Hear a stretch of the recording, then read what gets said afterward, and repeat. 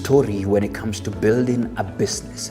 To some, it's never an easy task to partake, and to some, they have very good stories of how they started from scratch and built their empires to profitability. And that's the reason why Bizna Kenya and MC Moments have partnered to bring you Biz Talks.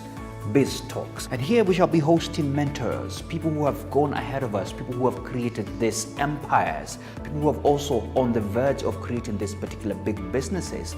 And these lessons will be valuable for you, the business person, for you, the aspiring business person, the entrepreneur, so that at least you can make wise decisions when it comes to building that business. So every Friday at 8 a.m. on all business platforms, that's the Facebook and YouTube channel.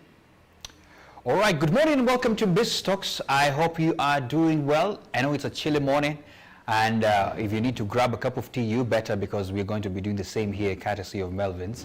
And today is an amazing conversation because we want to dig deep into helping you as an SME or an aspiring SME to understand why it is important, by the way, to be a member of the Kenya Association of Manufacturers, and not only that, why it is important to be part and parcel of a place where you're being held by your hand as you're walking through this entrepreneurship journey.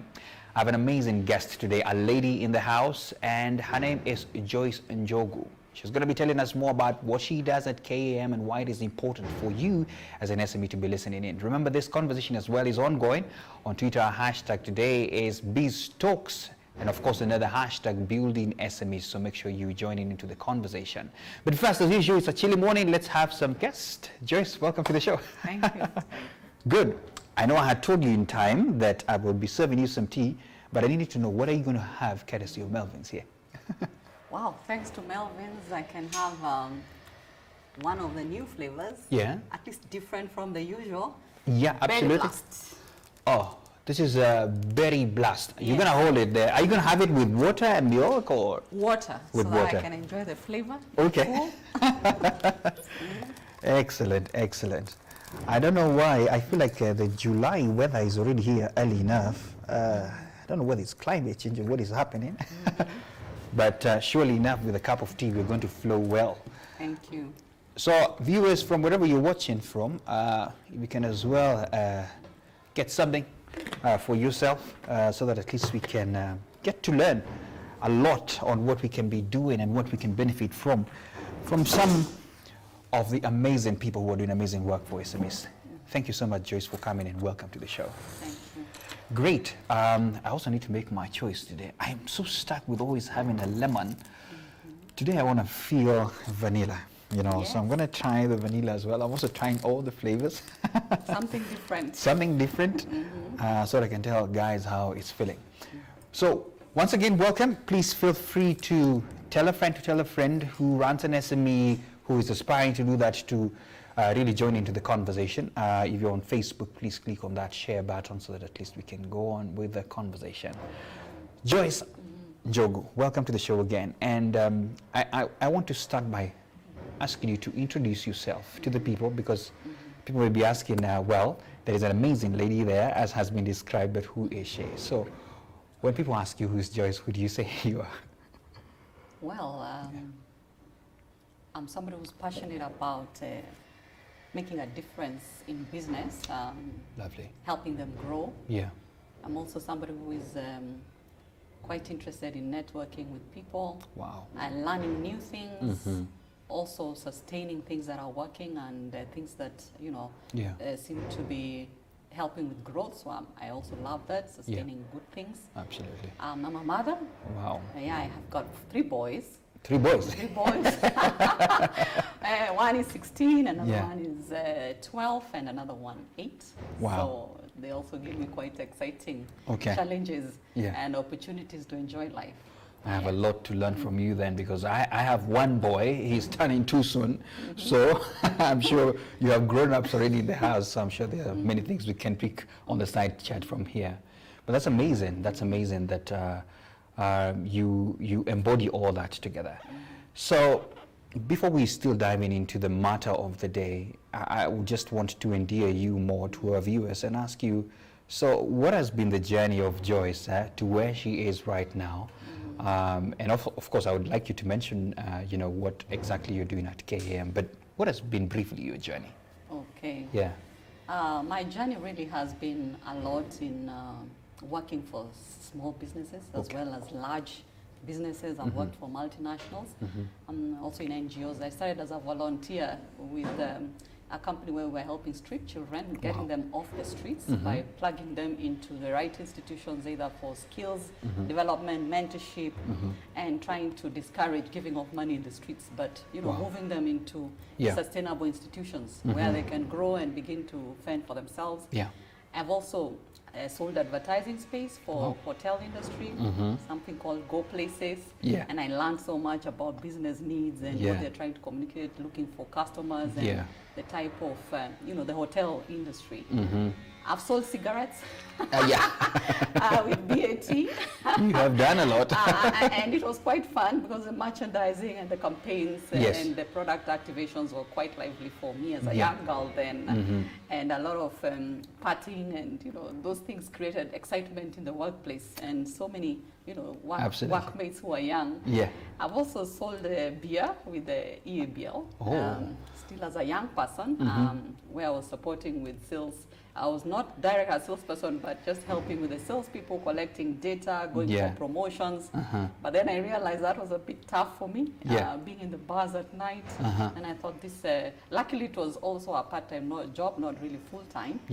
And my first full-time job was actually selling insurance. So I've also sold insurance, providing financial solutions for people, individuals and corporates. After that, I went back to selling advertising space.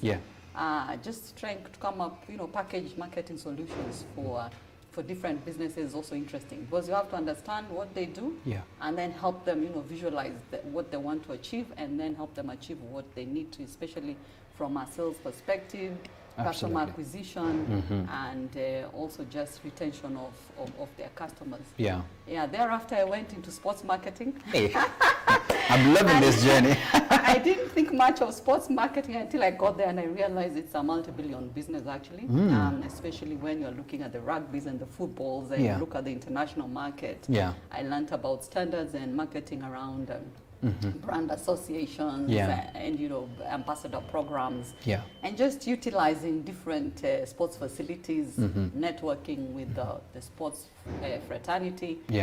And a lot of event management there where I learned so much about managing all types of personnel from high-level delegations, building partnerships, at corporate level, and the experience was quite interesting.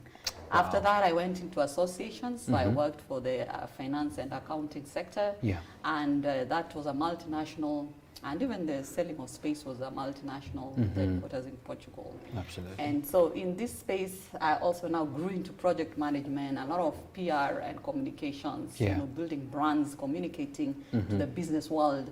And that's where my first experience of really articulating SME challenges, but mainly looking at the financial aspects of what's affecting SMEs, how do they do their reporting, how do they then utilize financial skills to build their business.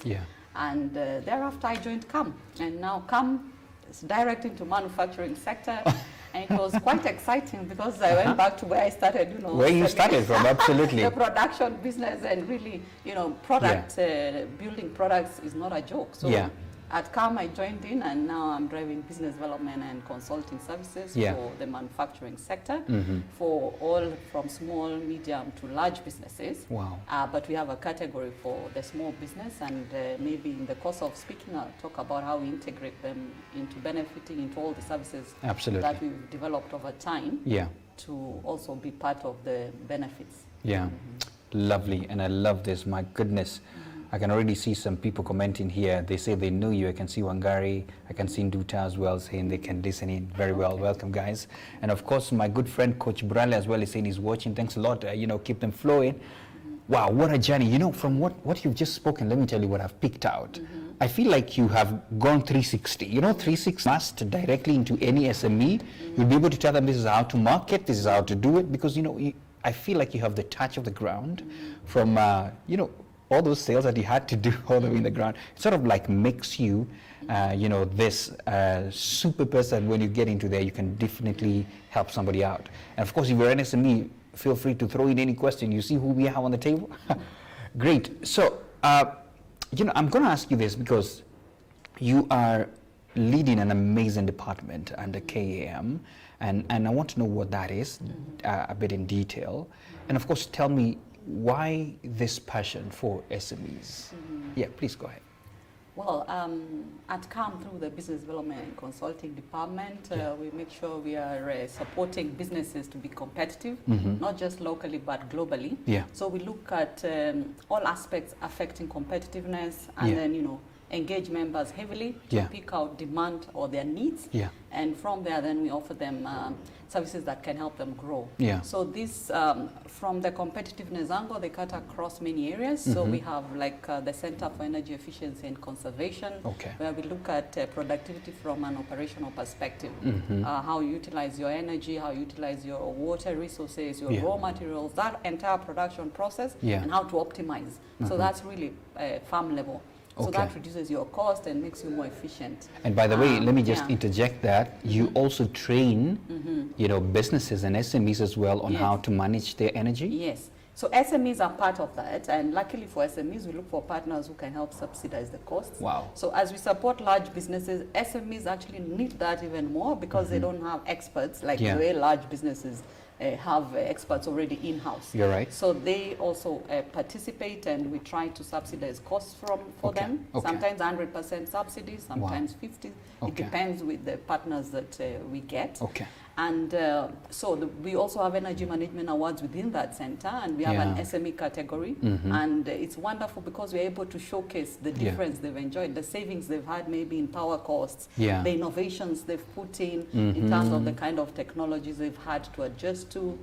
Even just, simple behaviors to help improve their lighting efficiency. And they save a lot of costs, and we have so many who have testimonies of how much they've saved, even $500,000, just by even being on the right tariff. Within, and even saving on water, having the right technologies for water, raw materials, and how we connect them to other partners to share in terms of circular economy. Very true. And also within that, we grew it into the Center for Green Growth and Climate Change, where we support SMEs and other large businesses on environmental compliance. Absolutely. So we look at how they manage their material flow and issues of sourcing, how you produce and how you dispose. And then back to the loop. And dispose also then need to be pure waste. So how do you connect that waste to somebody else who needs it? All that way. And even how you manage your water, your effluent discharge, because a lot of SMEs have challenges with workspaces. So sometimes you're in a place that was not necessarily an industrial space. So you may struggle with how you manage those kinds of things. So depending on the sector they are in, it will depend. That will then influence the kind of intervention they need. Absolutely. So within that Center for Green Growth, we are also building their capacity to grow in a sustainable manner in terms of best practices in the way they manage their staff, skills development for their staff, and also share some of the experts within the sector without necessarily employing them to support them in managing their efficiency levels. We have the Manufacturing Academy, where we do outright trainings for management trainings, because SMEs also struggle with management. Just pause there, because I need to emphasize on that, because we have a lot of people who are watching and are SMEs, and they need to know there is an academy for you to do what? Go ahead. To be trained, and a lot of them have come through the academy and they've been trained. Wow. And as I said, we also look for partners to support so that they can access the best experts and at a low price. So thanks to our partners, we're able to offer that. So there's training from management, leadership, governance, also middle-level management, supervisory skills, because SMEs also struggle with supervision. You're struggling with thinking about your next strategy, you're struggling with your people and how they should be productive. Again, good manufacturing practices, you still need to meet the right qualities and standards. Then also shop floor, shop floor staff, we support them to understand how to be productive, how to utilize the resources they have and increase profits for the people. So we deal with different categories, from salespeople, production people, the leaders themselves, and also some networking events with HR managers and other associations, just to bring the topic of manufacturing close to everybody to understand. I have picked so many things in that conversation. Number one, yesterday I actually visited one of the biggest metal producers in the country. And the fact that you talked about energy management and all, he said one of the biggest costs they ever have, and they're always trying to learn how to manage this energy, is actually the power costs. They're also trying to do as much as they can to reuse, that circular economy that you talked about, some of their waste and all that. But the most interesting part that you've mentioned that I really want to emphasize on is that academy that you've talked about, because I had a business coach as well on this platform, and he said the cycle of SMEs is about 5 years, and then they die. And the reason why they die is not because they didn't have an excellent product or an amazing way of doing things, but it's because they didn't learn or forgot that learning is still an ongoing process. So some of them don't put down structures well, those management things well. And so if you're watching and you're one of them, you better know that there is no place to go and learn, because Joyce is here. And of course you will tell us how anyone who wants to join in can join in. Before we get into those processes, I would want to ask you, because in your day-to-day interaction with these SMEs, there are definitely things that you've observed. Some of them, like what I've given an example, some come and die, others come and go, others you don't even know about them, and others do very well.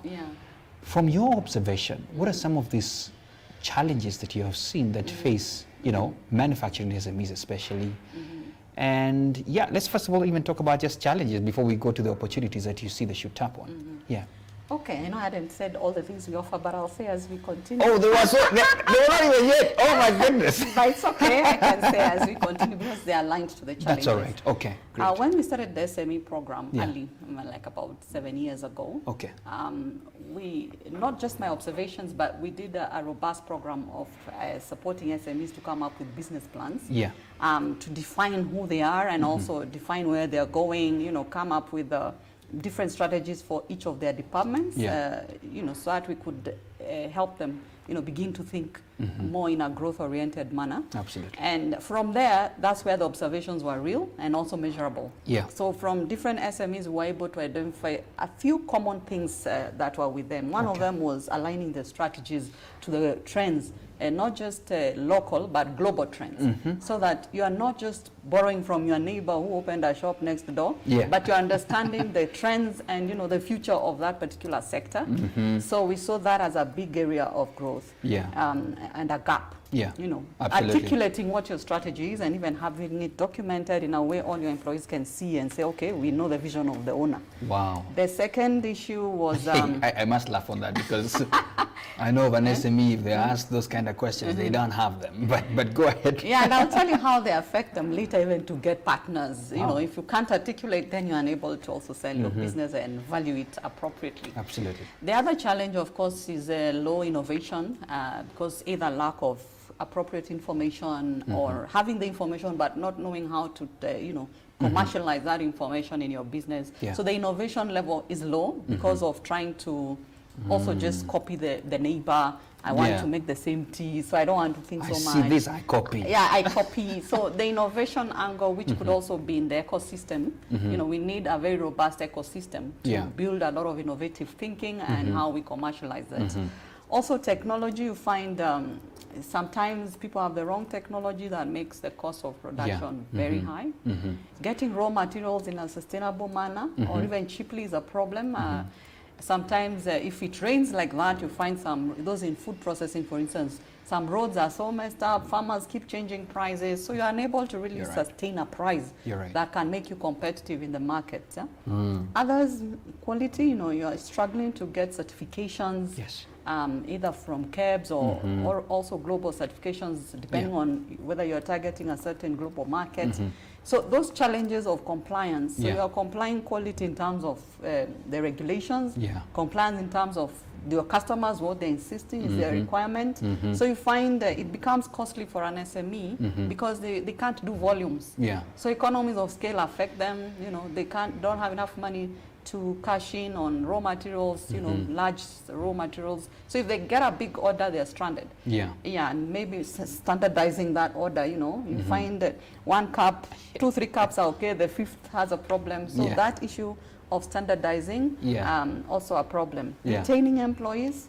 Wow. Retaining employees also is a big challenge, and most of them also not knowing which policies affect their sector. So they are caught unawares when somebody from one of the agencies comes and says you have not complied with this. They are shocked. They're in shock. So they need a lot of support. First of all, to be aware of their sector, their compliance levels, their business, their markets, and we do a lot of seminars and workshops to support them through another area we call business information and market development within still our department. So within that, we are able to structure. Immediately we see a constraint, we structure a webinar to just support them to understand better. And then after that, we do farm level interventions, so specific to your company, and we help you to comply with that. And we've seen a lot of businesses change as a result of just getting that information. So there are many constraints, but you're right. You're right. My goodness, there could be a number, and I picked a few. First of all, I mean, the top one really struck me about strategy and just how do you communicate your business out to the people? And in that one you mentioned something about thinking global, and I must confess that a lot of SMEs. They don't even think beyond the counties, not even counties, just around there, And when opportunities strike them to, supply large and all, I mean, some of them are not even prepared for scaling up to those levels. And I'm happy there is a place they can come to and they can learn from that. And by the way, I want to ask you a question. If you're an SME, what are some of the challenges you've been facing right now? Because, I and Joyce are going to try and crack it up and see how we can help you out. But if you have any challenge that you're facing right now and you're wondering, hey, how do I sort this out? Be it about legislation, all those kind of things.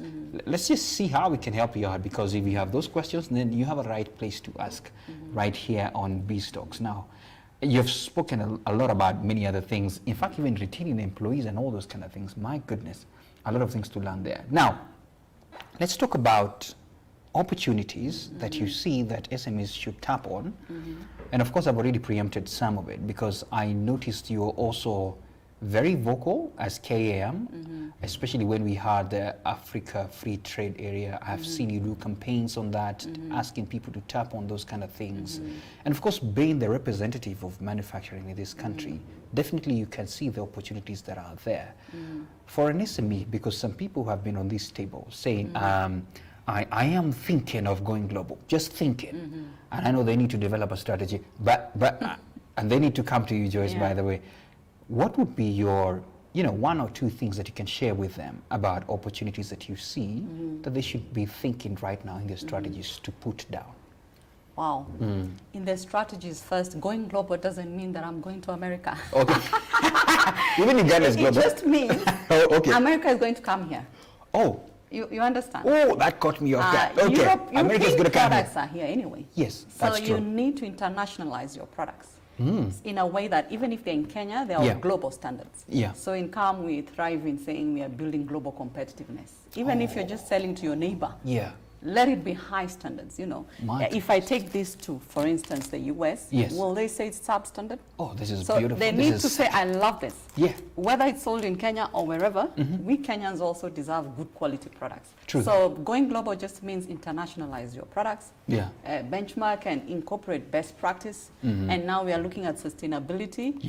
Look at how sustainable your product is, whether you're making good enough profits, your costs are very efficient, your environmental impact is good, the way you're treating your employees and building talent is good, and so that you can attract global partners. Absolutely. And you can be able to be attracting the right businesses, because whether they are from Uganda or Tanzania or the US, it should be the right partners that then strengthen you and help you grow. So for an SME, I would say look at the opportunities like the African continent or free trade area. Absolutely. It may look far-fetched, but many of SMEs sounds so wide, Africa. But I want to tell them most of them are already doing that. I have some ladies who tell me they get their butter from Ghana. Wow. Some get their nuts from Tanzania. So we're already utilizing, from sourcing of raw materials. And now you need to move to the next level of how do I then sell my finished products to those markets. But even locally at KAM, there are many opportunities. We have an annual Changamka Festival, which is a shopping festival. It's an exhibition. And we provide a lot of opportunities for SMEs to showcase. And there are a lot of partners who come out strongly to support them and give them a platform and space to showcase their products. And from there, they get a lot of customer preferences. They are able to showcase what they produce. They get feedback. And some are even launching. The last time we did it 2 years ago, last year, because of COVID, we couldn't. Many SMEs were shocked. They sold out their products. Some people were saying, oh, these are maybe international standard kind of products. Others also learned how to improve their products. So even just locally, we have platforms for that. Also mini exhibitions for them to begin to showcase. We can do them also at our rooftop at KAM building. So small exhibitions, sector by sector, to showcase what they have.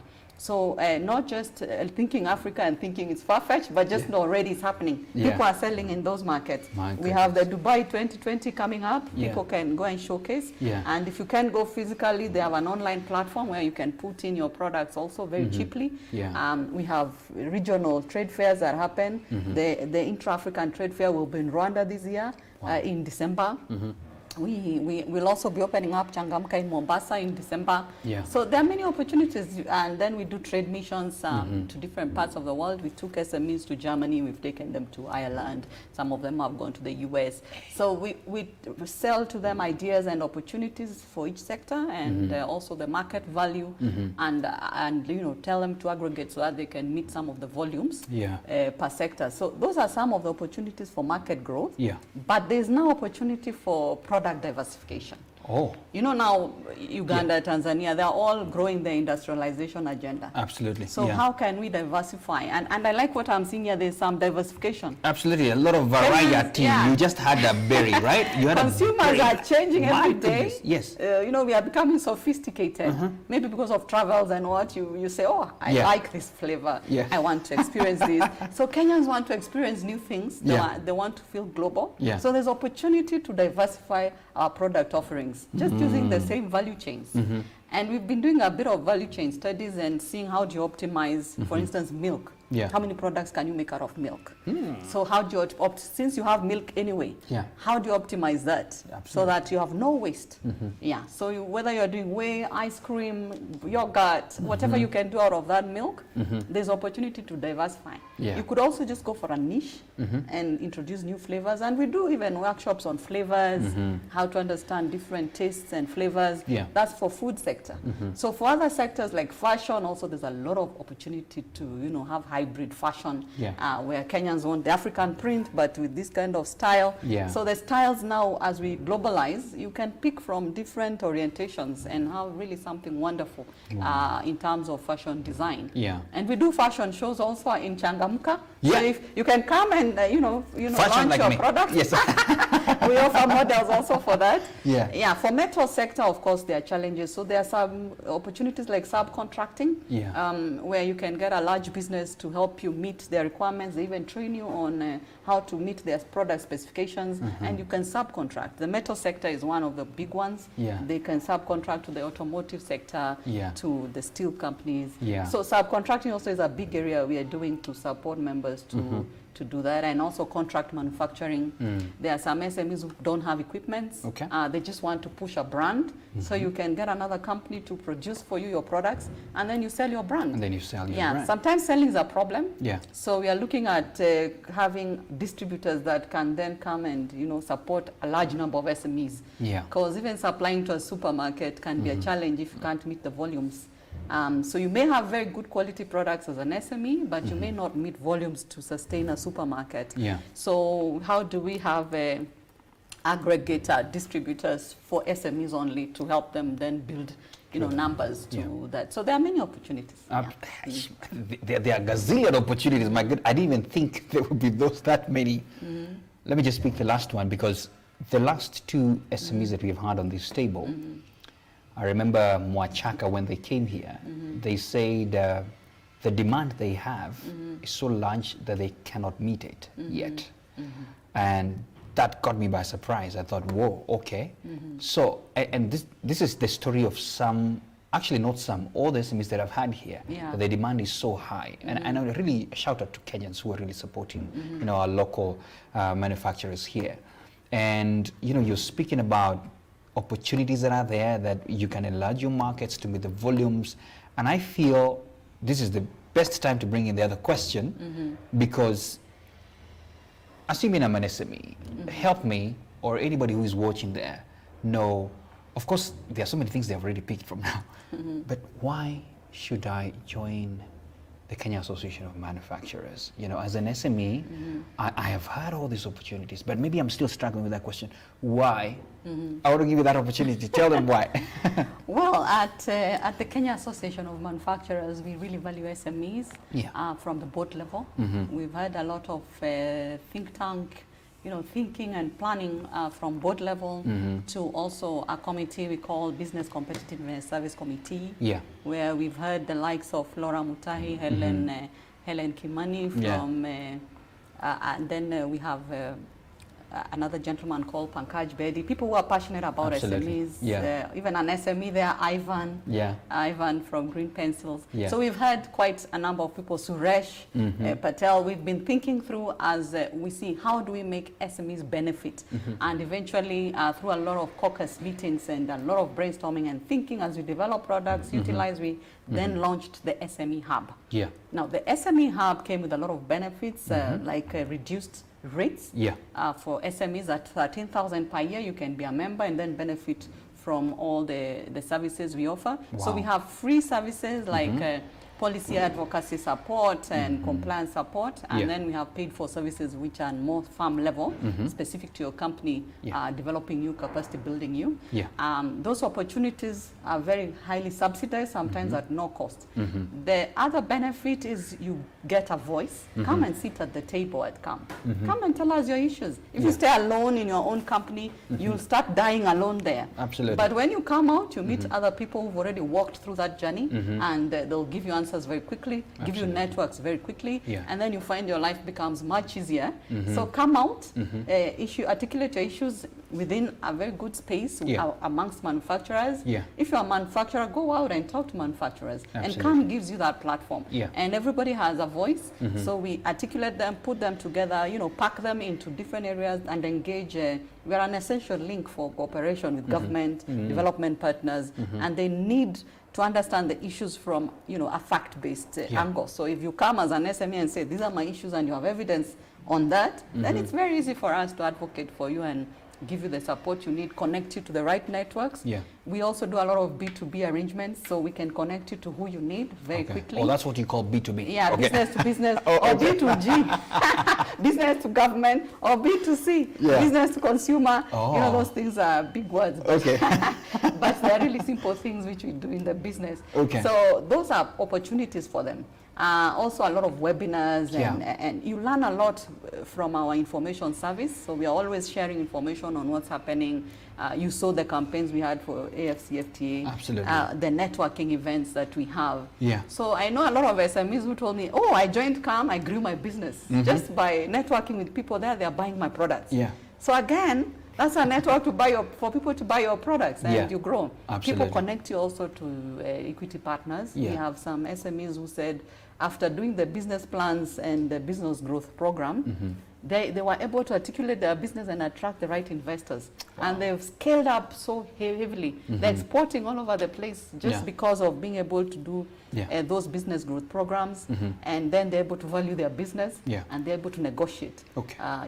We also do conflict resolution programs, training them on mediation so that you sustain your business partners and your consumers. Because some of them die because people could not agree on something. You couldn't agree, then you lose a big customer, and then you're left again stranded, and there's no need for loss. We are in a win-win situation, so learning how to negotiate and mediate, across, and not just with partners, but also with your employees, so that you get employees who are productive, employees who share in your vision, and they help you grow your business. So come to KAM as an SME. There's a lot more I haven't even said.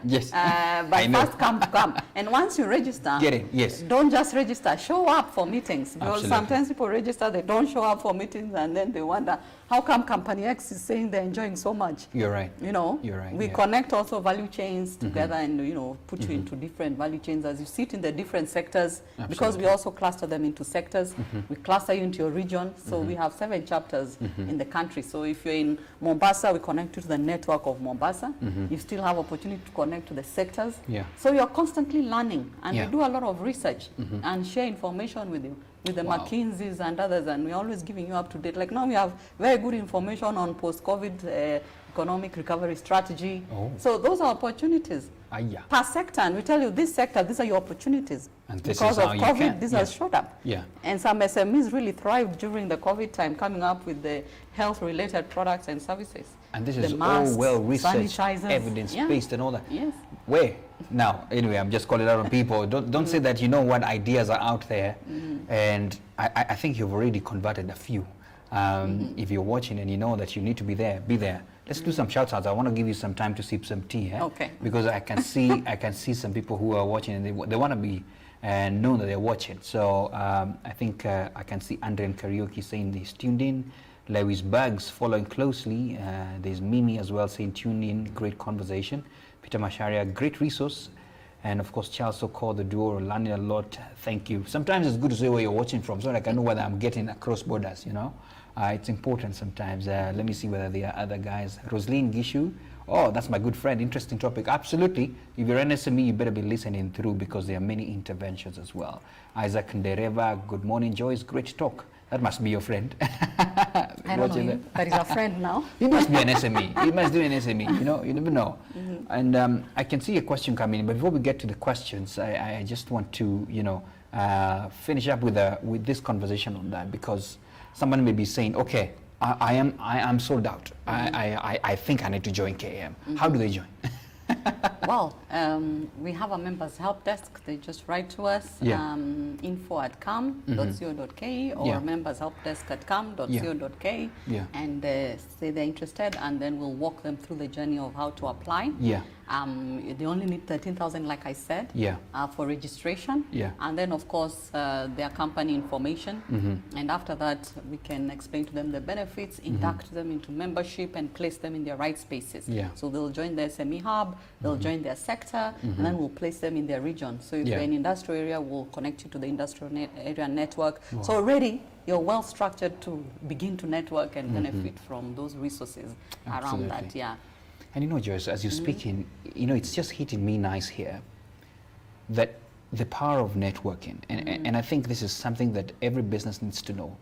It's not about walking alone, as you have said, you know, that people need to know that they need others. Even you as a seller, you need customers, definitely. And so when you get into a network of people, because this is serious people, if I may call it that way, people who have been there before, have big businesses, they could open up doors that have never been seen before. Yeah. And so I just wanted to emphasize that important point of the power of networking. And you know, you come in at KM and you get all that amazing, amazing levels there. Maybe I just wanted to say once they come in and they understand the products and services, they need to plug in immediately. Wow. Like now we have a board, we have a corporate governance program for Yes. SMEs. Yes. It has very many aspects. Number one, board of advisors. So if you're interested, you just apply. Even if you're a startup, you apply to say the areas that you need advisors, and then they sit in your board, meet quarterly, and they're a think tank for you. They are help you out. Yeah, Wow. they help you like any other board Yes. committee, and they help you for a period, maybe a year or two, and we help you on how to contract them and structure that. Yeah. And you just pay only 5,000 per sitting, and that's Yeah. to make you more responsible. Absolutely. And also answerable as you agree on a plan. Yeah, where you put deliver your money, that. you definitely have to be careful. But the rest Yes. are free, like mentorship and coaching. We Yeah. do it for free. Established business people volunteer their time Yeah. and mentor you. Yeah. So you can imagine that's free information. They walk with you the journey Wow. between 6 months to a year. We have a retired experts program where then we get those people retired, like engineers who retired from multinationals and others, and they're quite good. Instead of staying at home, they come and give you some services. Absolutely. And they help you, walk with you, coach you actually in your own business. And a lot of SMEs have really scaled up. Yeah. They use also their own networks. They connect you to their networks, and then naturally you're growing in a very cheap way. It doesn't cost you much as an SME. These are free services we are giving to them. Yeah. So as we build on these services and we get more volunteers to come out, SMEs are benefiting. Yeah. Unfortunately, some of them may not even know they exist because they don't show up. Let them show up for meetings and Yeah. listen to what we are saying, I know. and everything they need for manufacturers is actually being offered at KAM. Just show up. Yeah. That's the bottom line. You have a very beautiful book here. I just want to look at it. It's, of course, I can see the KAM logo and then SME Newsletter 2020. I don't know if my producer can get this nice looking cover shot so that at least we can show people all this. And I just want to ask you, what's this booklet about? It looks beautiful from what I see there inside, you know. What is it about? This is about telling stories, SME stories. We realize we are doing quite a lot on the ground, but really not many people know the stories. So we started by doing breakfast events and dinners and sharing the stories, plugging them into, you know, like energy management awards, their stories told there. But then we said, no, we need one consolidated newsletter, which we do every year, and we capture the stories of the year, and we let the SMEs themselves, you know, people to see who are these SMEs. So we show their faces, their products, their brands, and they tell the story themselves. Wow. So this we also support it, complement it with videos. So we do short videos, and you've seen this program also interviewing a few of those SMEs, so that people can feel it's a tangible service that KAM is offering. Absolutely. And most of them have actually grown. They have a lot of growth stories. They have networked. We've connected them to large industries. They've been outsourced. You know, so there's a lot of learning. They can grab a copy. It's also a soft copy. It can be shared to them. And we can share for the previous years. Because every year has different stories, different faces. And also at the beginning, the people behind the work that we are doing, from our chairperson, Mushai Konyiha, our CEO, Phyllis Wakiaga. We have the chairperson for the Business Competitiveness Committee, Pankaj Bedi. There's myself. There's the SME Hub Chair, Shiro Waidaka. And then we have Nduta Ndirago, who is the SME officer. So the people behind this SME I saw Nduta efforts. online saying hi. She's quite excited, I hope. I know. And there's a picture of you here with very big guys here. I'm seeing Equity Representative Polycarp gathered there. What was happening? I'm seeing you watching some SME stuff there. We do financial linkages programs where we get experts from banks and other financial solution providers. And this one in particular, we had Equity Bank, and we had just signed an MOU to talk to SMEs, and we were talking about resilience and sustainability during COVID, and the opportunities that they could have either through e-commerce, payment solutions, you know, and also distributor programs that they have through their agents. So Equity hosted an exhibition at Crown Plaza, and Polycarp himself showed up. So we are calling out to leaders like that. And he talked about the manufacturing process and every step of the way where you need financing support and the solutions that they have. And he's quite knowledgeable. So the SMEs really cried out and said, why don't you bring us experts like this? You know, Polycarp has also been in manufacturing for many years. Absolutely, he's also vast, so he gave a lot of insights, and we have a lot of our members who have insights, and they volunteered to share the same insights to our members. But most importantly, we wanted SMEs to showcase their products. Wonderful products, and most SMEs have very high quality products. As we said earlier, it's just scale, how to scale that, meet the volumes. And as I said, they can have a big company. If they have large orders, they can have a big company manufacturing for them to meet that particular large order over time. So we can structure those arrangements so that they don't lose just because they don't have equipment. They could have an arrangement and then go back to their work when the large orders are gone. So this is a platform, one of the platforms for telling our stories. Wow. You know, the moment you mentioned a bank, I must bring in the question. The elephant in the room every time I have SMEs on this table. Access to finance. My goodness, that's like, it's a headache for many. And I must confess, because it's sometimes a tough road, because somebody may want to scale up and they're wondering how to do this. So my two questions on that is this: do you help people brainstorm about that? And number two, are there some interventions that you help people so that at least they can have access to financing so that they can meet these demands? Yes, we do a lot of brainstorming with SMEs.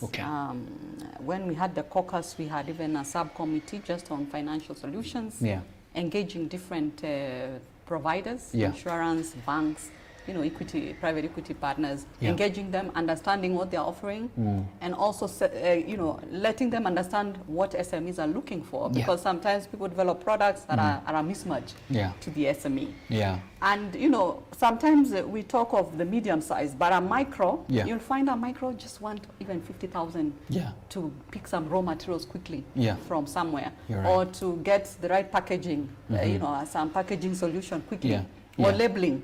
So it's 100,000, half a million, really little, but because of collateral issues and probably not having a history with a bank or a relationship, you find they're challenged. So they go to their relatives or friends for those kinds of things. And if the liquidity is not so good, if you don't understand your product life cycle and your credit worthiness, again, you're challenged.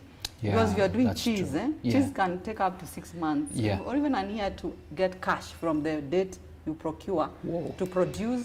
It takes so long to become cheese. Then you sell. So you can imagine all that time you still have people to pay their bills. You have to pay rent. So those challenges, that's why sometimes they have liquidity challenges, and you find banks not finding them very attractive.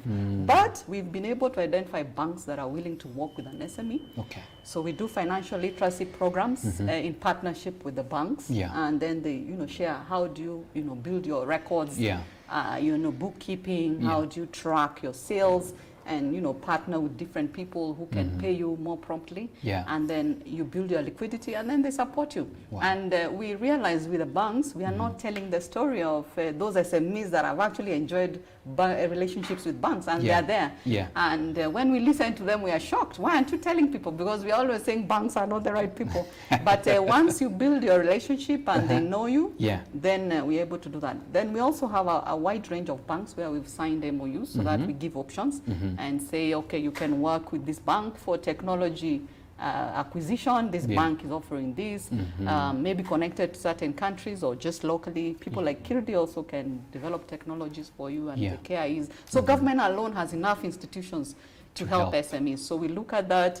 We could also look at patenting and how that increases the value of your brand as an SME, and you're able to also access finance. And now with the laws changing, there's a lot of opportunity to use your assets as collateral, or also to just use even your shares, or when you capitalize your brand and say this is the value of my brand, either through intellectual property, like that. So there are many opportunities to then offer the bank to give you services. And as we evolve with the guarantee funds coming in, SMEs can get even more affordable services. So another thing SMEs are looking for are favorable conditions. Even if you give me money today, please give me 3 months grace period, give me less, less interest rate. I know. And such. So looking for partners who can complement banks so that SMEs can get this.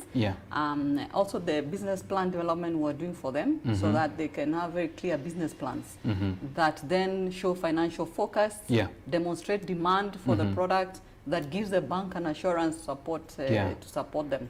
We also have green financing, which we're helping for SMEs through a program we're calling SunRef.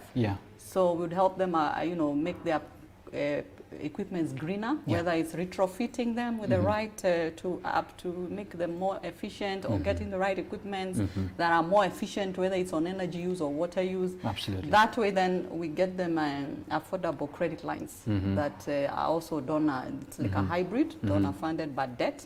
So that has also been very useful for SMEs to go green now that, the global, we said let's go global. Absolutely. And the global is saying, can we be more conscious about our environmental and social impact as we drive profitability? And that's a keen interest for buyers, especially, high-end buyers who can give you good money. Lovely. So, lovely. Thank you. My goodness, guess what? It's actually 8:55 now. Okay. Let me just get diving into some comments here, because I can't ask you all the questions I had prepared today. Wanjiku Ambogo, learning from Mombasa. Oh, thanks for telling me where you are. Guess what she says, just to confirm exactly what you're saying. Yes, I have received invitation to join the corporate governance training on 4th June here in Mombasa. Asante. Mpaka Mombasa tunafika kule. Which reminds me, absolutely everywhere else, which reminds me, because you mentioned there's something happening, and maybe you can be talking about that as I sift through these comments, because there are quite a number. Changamka. Yes. What is this all about? Because I have seen amazing campaigns. I know, I'm just trying to show you that sometimes I want her to speak it out, So Changamka, tell us about it, and, what people need to know. Changamka is Yes. a shopping festival, which we created a big brand name out of it. I like the name. Yeah, Changamka. Changamka. Otherwise, it's the Kenya Manufacturing Summit and Expo, Yeah. which we branded Changamka just to inspire Kenyans to come out and be innovative, creative, productive, innovate, have fun while at it. Yeah. So that's what the Changamka is. Yeah. But really, it's about showcasing local products, promoting Buy Kenya, Build Kenya. Wow. Supporting local content development, you know, helping government people to know, hey, there are local products that are high quality, buy from us, you don't have to import. Yeah. We are not saying don't import, but we are saying please consider that already. Kenyans have been employed somewhere, somebody is sustaining a business and they have high quality products that we can consume. Absolutely. It's about increasing local consumption of locally produced goods and also networking. Selling at X factory price. Yeah. It's about manufacturers meeting their customers head on instead of going through retailers and search on a normal day. Yeah. So cutting that distribution cycle and say, come, let's talk. I'm the manufacturer. A lot of people have never met the manufacturer. You drink juice, you don't even know who's behind it because you buy it from the supermarket. Yeah. So we are saying, come and see the face behind product X. Lovely. Come and see the face behind Isuzu. Yeah. Come and see the face, you know, behind. Get to know people. Yeah. And I like that because, in fact, I must post on that because of everything else. What I've come to learn is that if we all decided that BK, I like the B2B you taught me, you know, business to business. Now I'm going to use my own one. BK, Buy Kenya, Build Kenya. If we all embraced that, I think even this whole thing we talk about unemployment will be a thing of the past. Yes. Because we will be asking questions, what you have, is it Kenyan made? Is somebody in Kenya making it, you know, so that at least we can all promote the local manufacturers. And just maybe I add, it's also a place where we do a lot of product launches, so you can launch your products. I think last year over 20 products were launched there. Wow. And, you know, a lot of super sales and, you know, discounted sales or even freebies. Yeah. And everyone was living with big, you know, carrier bags because of the shopping that was happening there. Yes. And a lot of factories ran out of inventory. You know, you sell everything, you go back to the factory, sell everything, and now we are telling people, be prepared now. The sale is real. Yeah. And also skills development is a big area for us. So we also showcase the skills that are in the manufacturing sector, relevant to the sector. We have a big TVET program for job placement and internship programs. Yeah. So we have also a space within Changamka this year to showcase skills and innovations from our young people. Okay. So a lot of youth engagement programs and where they can also showcase their innovations to large businesses or even small businesses and see how they can partner. In fact, let me just come in because I really wanted you to address the youth, you know, and some of the, you know, various opportunities they can tap into under KAM. Please go ahead because I want any youth who's watching, don't say that you were left behind. Go ahead, Joyce. Yes. So we have a robust youth program, creating youth employment, increasing their employability, which we call the TVET program. It's also a board priority on how we engage the young people because they are our future, part of our sustainability agenda. They have a lot of knowledge, skills. They are highly motivated and inspired. The ideas they have, we have created a platform for them through our TVET program. Currently, the focus is heavy on technical skills because that's largely a big demand for the manufacturing sector. So from the engineers, the welders, the technical experts in terms of automotive, industrial mechatronics, all those areas are quite big for us and manufacturers really need those skills. Digitalization and automation processes, software engineering. So we have opened up that space where we are hand-holding them, first of all, in terms of creating the ability towards work readiness, soft skills development, connecting them to mentors, placing them in jobs within the manufacturers. There are some sectors where we don't even have enough young people in a particular skill. So we find we are stranded and you know, someone says, give me 1,000 young people and we don't have. So we partner with the technical colleges so that they give us, you know, a database of people in particular skills that we can place in industry. So it's a high growth area when it comes to employment. If you build down your technical skills, we give the young people a platform to share feedback on careers. So we do job bazaars and job fairs and engage young people to say what they're looking for. We give them mini interviews in, you know, speed dating with employers. So they just share their vision and the employers share their vision with them. So it's a very smart way of hiring talent. And young people also feel included, and they feel they have options, because it's so hard to walk into a manufacturing factory in industry area. And just can't say, yeah, you're right. We are bringing them to one space and say, network with these people, yeah. the HR and production managers or professionals, and even CEOs who show up and do mentorship programs. Yeah. We help people in industry. We have built a mentorship pipeline of experts in industry to mentor these young people. Yeah. And we are now having a robust program which we are about to launch on really youth engagement. Oh. It's going to be big time. Also helping them grow towards entrepreneurship. If you feel employment is not your space, how do you then build your business? Ooh. So that's a big area we are about to launch still. More goodies for the young people.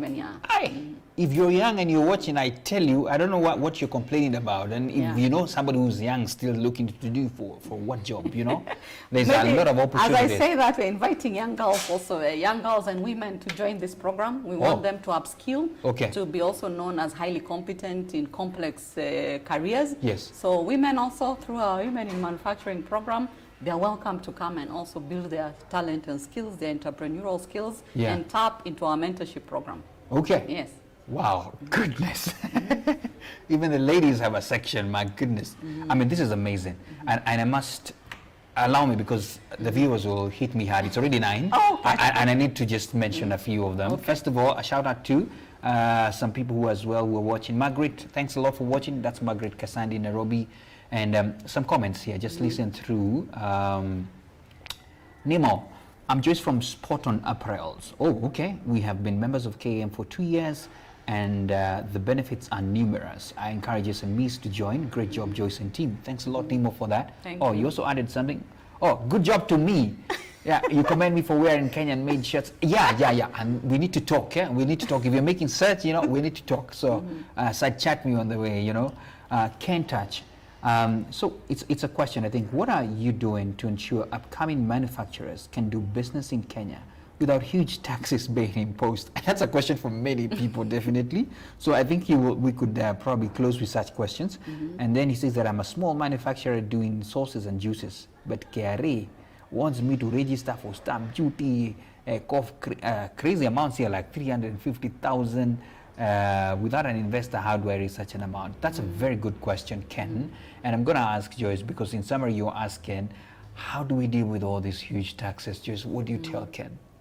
Yes, taxation is one of the biggest problems that we are undergoing in this country. Absolutely. Not just for small businesses, but all businesses.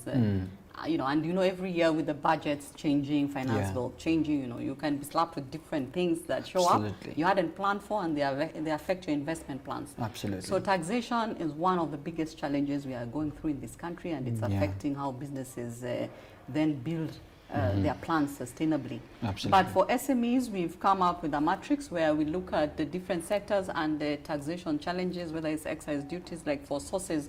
I know, you know, a lot of SMEs struggle, and that's why some of them hide, and, you know, they don't necessarily go formal, because when they go formal, they can't really even start the business. True. You imagine, he's saying here he needs 350 to start.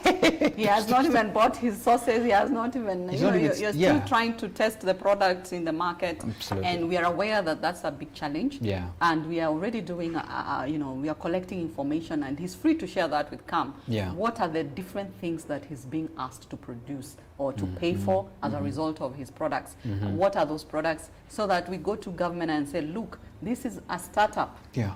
Does a startup need to pay this? In fact, we are also lobbying to have a waiver of taxes for 3 years for a startup, so that they have space Joyce, if to you could do that, sorry, if you can do that. so that they have space to innovate and space to test within the relevant standards. And we welcome KEBS and others to support with this startup problem, because this ecosystem needs to be very supportive of an SME. Absolutely. And other countries are doing that. India is doing that. Europe is doing that. You know, having very safe spaces for SMEs to innovate without a lot of regulatory burden. Yeah. And then once they've hit the market and then they are commercializing, then they can begin to pay taxes that are commensurate to their level of business and also to the sectors that they are looking at, so that they make sense to the business and they are making them as competitive as possible. Yeah. So at KAM, we acknowledge these challenges are there, but we need more information. Yeah. Information comes from the industries themselves.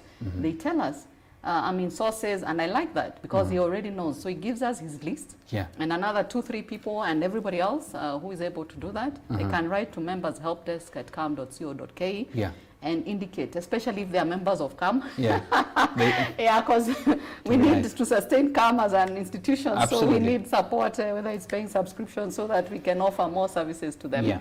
So please, we are open to discussing, but as usual, advocacy needs facts, and we need to up our research by people articulating very well their costs structure. Unfortunately, many SMEs or micros don't know the entire cost structure. So if they could know their cost structures, whether it's in relation to taxation or raw materials or whatever else, imports, because a lot of them also import raw materials.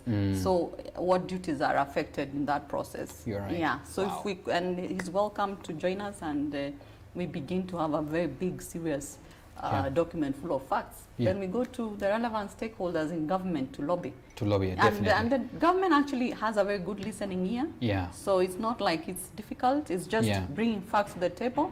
Everybody wants to help SMEs grow. We are building an entrepreneurial culture. True that. So we need to strengthen the ecosystem.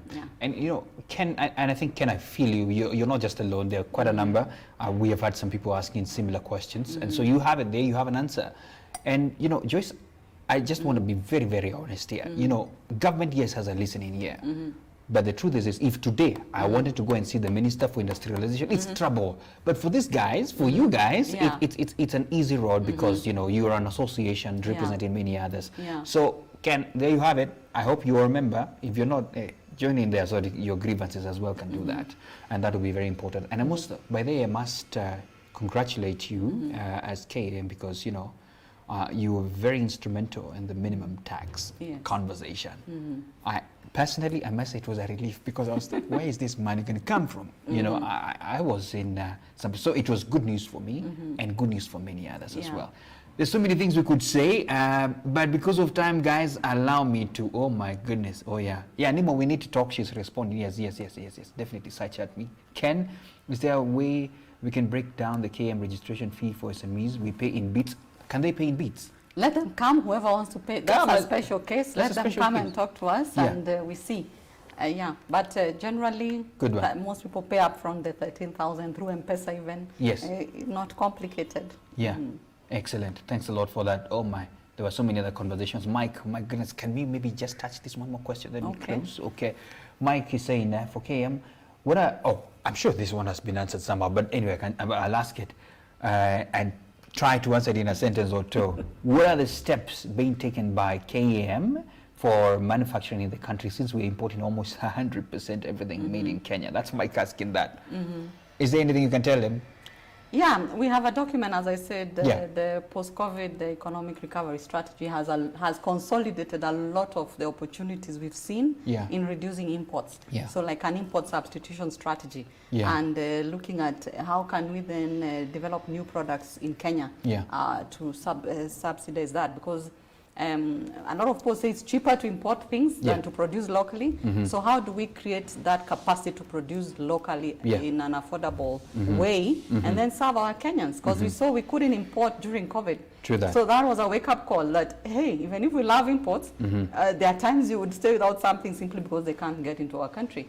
So there's now a lot of inward thinking, and there are many strategies, the local content development. I'd mentioned some of those, and even in industrialization policy, investment policy, and those. But really, from a business development perspective, there are so many incubation centers right now in the country. How do we operationalize them, both private and government incubation centers, to begin to see the demand size of different products and how we meet those demands locally, and what it is then we need to import. Because we still have to import and export as Kenyans as we open up markets in Africa and the rest of the world. True that. Wow, lovely. You know what, Mike, I hope you've gotten an answer there. I want us to end the show, but I want to changamsha you as you tell me if Mike wanted to participate, or Ken, who was asking, if you wanted to participate in the Changamka Festival, how do they do that? They just write to us. We have the manufacturing expo at kam.co.ke, and we'll guide them on where they can participate. So Okay. there are booths there, there Yeah. are those who are sponsoring, but not just the booth. You could register that you want to launch a product. Those are Yeah. free. So we'll give you a stage and a platform Okay. with sounds and lighting, and you can do your thing there. Okay. In terms of launching, you can Yeah. do product testing within your booth. We Lovely. can help you. So just write to manufacturingexpo@kam.co.ke and we'll be able to support you. Yeah. It's going to be, I see Changamka is really exciting. It's going to be in November in Nairobi and December in Mombasa. Yeah. But just before Changamka, we have our Energy Management Awards. It's going to be in August 29th. We recognize, your best practices. Yes. You can still apply to be assessed as an SME. We are quite lenient in that area. It's our walkthrough audit of your operations, and then we place you. And you start benchmarking whether you are as productive as you should be in your sector. Wow. Thank you. Joyce, do you know we have spoken for more than an hour and 10 minutes? My goodness. I want to changamsha you with a berry blast. Since you chose that, I'll give you this as well. You can take this home, Thank you. Yeah. Buy Kenya, build Kenya. Courtesy of Melvin's, Thank you. Thanks to Melvin's. Lovely. And thanks a lot for the information, for helping SMEs, definitely. And I'm sure this is going to go a long way for those people who have questions, Yes. And there you have it, my guys. And we have a lot of opportunity right there to tap into right here at the Kenya Association of Manufacturers. And of course, a shout out to all of you who are watching. And remember, by the way, if you're watching on YouTube, Bizna TV, make sure to subscribe. Click that subscribe button as well. So more and more conversations will be going on to just help you build up, the SMEs and all that kind of thing. Wow, lovely conversation. Joyce is loaded. I think we'll need to get her here again so that she can tell us more. But it's been an amazing time with you guys. So all the best. See you. Keep working.